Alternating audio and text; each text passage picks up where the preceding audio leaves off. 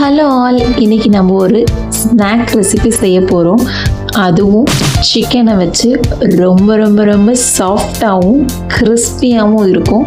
வெளியில் நல்ல கிறிஸ்பியாகவும் உள்ள நல்ல சாஃப்டாகவும் இருக்கும். அது குழந்தைங்களுக்கு ரொம்ப ரொம்ப பிடிச்சமான ஒரு ரெசிபி. அழகான டோனட் ஷேப்பில் செய்யலாம். வாங்க எப்படி செய்யலான்னு பார்க்கலாம். கிறிஸ்பி சிக்கன் டோனட் வாங்க எப்படி செய்யலான்றதை பார்க்கலாம்.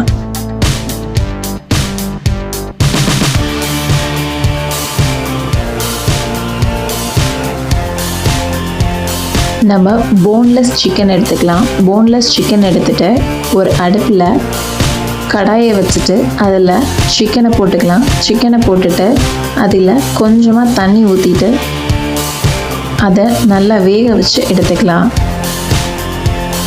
நல்லா இந்த மாதிரி வெந்து வந்ததுக்கப்புறமேட்டு ஸ்டவ் ஆஃப் பண்ணிவிட்டு சிக்கனை மட்டும் நம்ம ட்ரை பண்ணி எடுத்துக்கலாம். எடுத்துட்டு அதை நல்லா சின்ன சின்ன பீசஸாக நல்லா அதை பிசைஞ்சு விட்டு எடுத்துக்கலாம். ஒரு பவுலில் அதை ட்ரான்ஸ்ஃபர் பண்ணிக்கலாம். அதுக்கப்புறமேட்டு நம்ம நல்லா ஒரு உருளைக்கிழங்க நல்லா வேக வச்சு மசிச்சு இதோட ஆட் பண்ணிக்கலாம். இதோட கேரட் கொஞ்சம் எடுத்துக்கலாம். அதோட கொஞ்சமாக பிரெட் க்ரம்ஸும் கொஞ்சம் சின்ன வெங்காயத்தை நல்லா சாப் பண்ணியும் போட்டுக்கலாம். அதோட சீஸ் நமக்கு தேவைன்னா சேர்த்துக்கலாம், இல்லைன்னா அதை நம்ம ஆட் பண்ண வேண்டாம். அதோட சில்லி ஃப்ளேக்ஸ் சேர்த்துருக்கேன். சால்ட்டு தேவையான அளவு உப்பு சேர்த்துருக்கேன். அதோட முட்டையை 2 முட்டை அதோட கலந்துருக்கேன். இது எல்லாத்தையும் சேர்த்து நல்லா மிக்ஸ் பண்ணிக்கலாம். நல்லா ஒன்று சேர பிசைஞ்சதுக்கப்புறம் இதில் கொத்தமல்லி ஆட் பண்ண மறந்துட்டேன், அதனால் கொத்தமல்லியும் ஆட் பண்ணிக்கிறேன். கொத்தமல்லி ஆட் பண்ணிவிட்டு இதையும் ஒன்று சேர நல்லா கலந்து எடுத்துக்கலாம். நல்லா இதை பிசைஞ்சு எடுத்ததுக்கப்புறமேட்டு இதை ஒரு சைடில் வச்சுட்டு அடுத்ததாக இன்னொரு சின்ன கிண்ணத்தில் நான் மைதா மாவு எடுத்திருக்கேன். மைதா மாவு அதோட ஒரு ஸ்பூன் பெப்பர், அதுக்கு தேவையான அளவு சால்ட்டு எல்லாத்தையும் எடுத்து மிக்ஸ் பண்ணி வச்சுக்கிறேன். அதுக்கப்புறமேட்டு நம்ம என்ன பண்ணணும்னா, நம்ம ஆல்ரெடி பிசைஞ்சு வச்சுருந்த மாவு எடுத்து அதை அழகாக டோனட் மாதிரி ஷேப்புக்கு அதை நம்ம மேக் பண்ணிக்கலாம். அழகாக நம்ம பொறுமையாக இதை செஞ்சுக்கலாம். எந்த ஷேப்பில் வேணால் செய்யலாம். நான் டோனட் ஷேப்பில் செஞ்சுருக்கேன். செஞ்சதுக்கப்புறமேட்டு நம்ம ஆல்ரெடி அந்த மாவு மிக்ஸ் பண்ணி வச்சுருந்தோம் இல்லையா, அதில் கொஞ்சம் கொஞ்சமாக தண்ணி ஆட் பண்ணி நல்லா இதை கன்சிஸ்டன்சிக்கு பிசைஞ்சு நம்ம நல்லா கன்சிஸ்டன்சிக்கு இதை நல்லா மாவு கலந்து எடுத்துக்கலாம். இதை கரெக்டான மெஷர்மெண்ட்டில் இதை கலந்து எடுத்துக்கணும். அப்போ தான் பைண்ட் பண்ணுறதுக்கு நல்லா ஈஸியாக இருக்கும். ரொம்ப தண்ணியாகவும் கலந்துடக்கூடாது, ரொம்ப திக்காகவும் கலந்துடக்கூடாது. நல்லா இந்த கன்சிஸ்டன்சிக்கு இருந்தால் போதும். நல்லா கலந்து எடுத்துக்கலாம். இதை எடுத்ததுக்கப்புறமேட்டு நம்ம என்ன பண்ணணும், ஆல்ரெடி நம்ம மேக் பண்ணி வச்சுருந்த டோனட் ஷேப்பில் இருக்கிறத இதில் போட்டு 2 சைடும் டிப் பண்ணி எடுத்துக்கலாம்.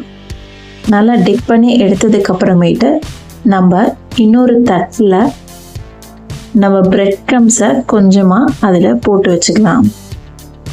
அந்த பிரெட் க்ரம்ஸை போட்டு வச்சதை அதில் கோட் பண்ணலாம். இந்த டோனட்டை அதில் கோட் பண்ணி 2 சைடும் நல்லா கோட் பண்ணி எடுத்துக்கலாம்.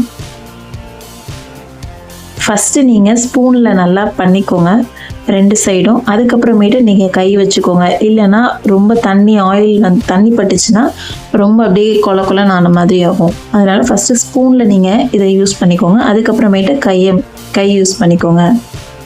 நல்லா இந்த மாதிரி வந்ததுக்கப்புறமேட்டு ஒரு கடாயில் எண்ணெய் வச்சுட்டு நல்லா மீடியம் ஹீட்டில் இருக்கும் போது இதை போட்டு ஃப்ரை பண்ண வேண்டியதான்.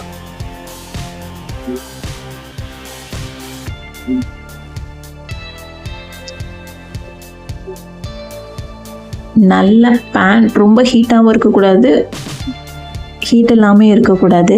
மிதமான சூட்டில் இருக்கும் போது கரெக்டாக போடுங்க. ரொம்ப ஹீட்டில் போட்டாலும் இது பேர்ன் ஆயிரும் சீக்கிரம். ஏன்னா பிரெட் க்ரம்ஸ்ன்றதுனால சீக்கிரம் அது பேர்ன் ஆயிரும். அதனால் அப்படியே கருப்பாயிரும். அதனால் மீடியம் ஹீட்டில் வச்சு நல்லா பொறுமையாக இதை 2 சைடும் நல்லா ஃப்ரை பண்ணி எடுங்க. நல்லா இந்த கலர் வந்ததுக்கப்புறமேட்டு இதை எடுத்துட வேண்டியதான். எடுத்துகிட்டு நம்ம இதை மயோனீஸோடையும் வச்சு சர்வ் பண்ணலாம், இல்லை சாஸோடையும் வச்சு சர்வ் பண்ணலாம். செஞ்சு பார்த்துட்டு எப்படி இருந்துச்சுன்னு கமெண்ட் பண்ணுங்கள். தேங்க்யூ ஃபார் வாட்சிங்.